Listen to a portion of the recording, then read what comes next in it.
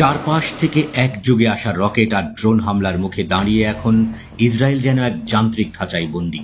উত্তরে হিজবুল্লাহ, দক্ষিণে হামাস, আছে হুথিও, আর তার মাঝখানে ইসরায়েলকে আজ নিজেদের অস্তিত্ব টিকিয়ে রাখতেই চালাতে হচ্ছে সর্বাধুনিক প্রতিরক্ষা প্রযুক্তির পরীক্ষা। যুদ্ধক্ষেত্রে পরীক্ষিত আয়রন ডোম ব্যবস্থা এবার নতুন রূপে হাজির হয়েছে, কারণ প্রচলিত ব্যবস্থাগুলো আর আগের মতো কাজ করছে না। ইসরায়েল পরীক্ষামূলকভাবে দুটি আয়রন ডোম ব্যাটারি মোতায়েন করেছে, যেখানে প্রতিটিতে ছিল 20টি করে ইন্টারসেপ্টর। উদ্দেশ্য ছিল চারদিক থেকে আসা রকেট, ড্রোন, এমনকি ক্রুজ ক্ষেপণাস্ত্রের হুমকি মোকাবেলা করা। নতুনভাবে যুক্ত হয়েছে ELTA সিস্টেমের মাল্টি মিশন রাডার MMR।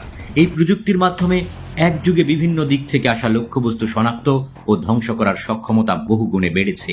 পরীক্ষায় দেখা গেছে কিছু ইন্টারসেপ্টর শত্রুর রকেটের পিছন পিছন গিয়ে পেছন দিক থেকেই ধ্বংস করেছে, যা ইসরায়েলের আগের প্রতিরক্ষা কৌশলে বিরল।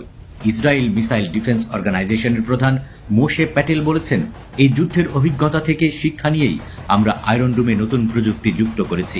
আজকের পরীক্ষাগুলো আমাদের আত্মবিশ্বাস বাড়িয়ে দিয়েছে। এই পরীক্ষার পেছনে যুদ্ধক্ষেত্রের চাপও বড় কারণ।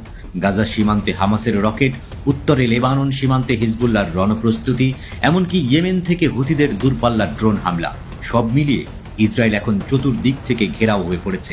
এমনকি ইরানও স্পষ্ট করেছে যে তারা পারস্য উপসাগরের দ্বীপে মিসাইল মোতায়েন করেছে, যা মধ্যপ্রাচ্য জুড়ে উত্তেজনা আরও বাড়িয়েছে। এই পরিস্থিতিতে রাফায়েল ডিফেন্স সিস্টেম জানিয়েছে, আয়রন ডোমের এই পরীক্ষাগুলো এখনো পর্যন্ত সবচেয়ে বড় ও জটিল। ভবিষ্যতের যুদ্ধ কৌশলের জন্য এই প্রযুক্তির সফলতা গুরুত্বপূর্ণ ভিত্তি গড়ে দেবে।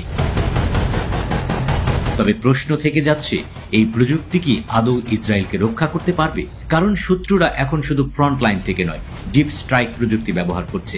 ড্রোন, ক্রুজ মিসাইল, উচ্চগতির রকেট, সব মিলিয়ে প্রতিরক্ষার হিসাবটাও এখন আগের মতো সহজ নয়। যুদ্ধবিধ্বস্ত গাজার বিপরীতে প্রযুক্তি নির্ভর ইসরায়েল এখন পরীক্ষা নিরীক্ষায় ব্যস্ত। কিন্তু বাস্তবতা হলো, যুদ্ধের মাঠে প্রযুক্তি যত উন্নত হোক, আকাশে একযোগে 200 থেকে 300 ক্ষেপণাস্ত্র ছোড়া হলে আয়রন ডোমও হিমশিম খাবে।